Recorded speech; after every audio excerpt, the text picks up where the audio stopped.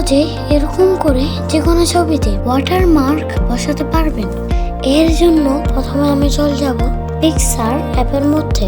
এখান থেকে চলে যাব প্লাস আইকনে, সি অল দিয়ে এখান থেকে ব্যাকগ্রাউন্ডে ক্লিক করব। এবার হোয়াইট কালারটা নিয়ে নেব। চলে যাব টুলস অপশনে, এখান থেকে গ্রুপে চলে যাব। উপরে নাম্বারে চলে যাব। এবার এখানে নাম্বারটা দিয়ে দিব 12382049 দিয়ে ওকে দিয়ে দিব। এবার চলে যাব অ্যাড ফটোতে। এখান থেকে ছবিটা সিলেক্ট করে নেব। এবার একটু বড় করে নেব।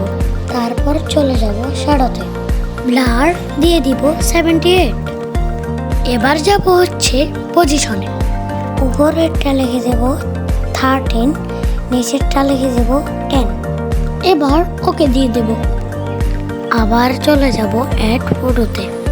এখান থেকে ওয়াটারমার্কের ছবিটা নিয়ে নেব। উপর থেকে অ্যাড করে দিব।